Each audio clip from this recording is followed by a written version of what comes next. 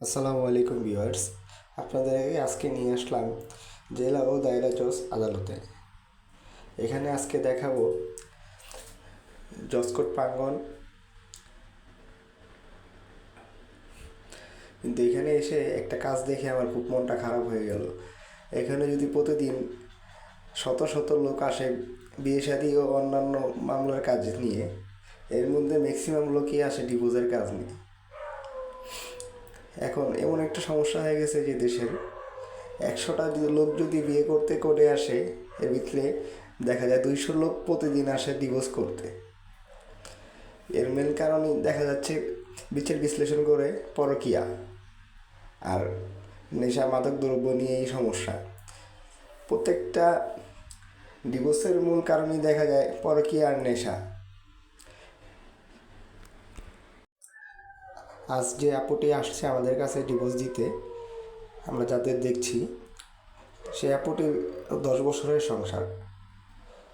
তার হাজবেন্ডের এবং তার ওর সাথে একটা 6 বছরের ছেলেও আছে। কিন্তু তার হাজবেন্ড এখন আর তাদের সাথে থাকতে চাচ্ছে না। আপুও চাচ্ছে না যে তার ছেলেকে নিয়ে ওই লোকটার কাছে থাকতে।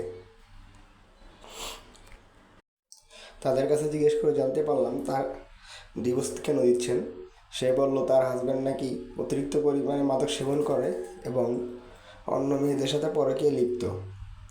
এই যদি হয় একটা সমাজের অবস্থা, একটা দেশের অবস্থা, তাহলে ভবিষ্যৎ প্রজন্মের বাচ্চারা কী হবে?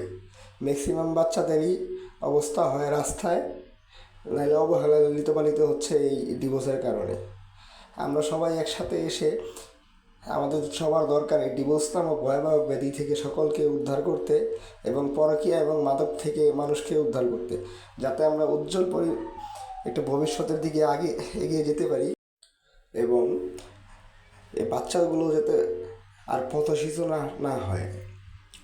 এই ডিভোর্সের কারণে দেখা যায় অনেক বাপ মা তাদের বাচ্চাগুলোকে কেয়ার করে না। বাচ্চাগুলো এখন রাস্তাঘাটে পড়ে থাকে এবং পথশিশু হয়ে যায়।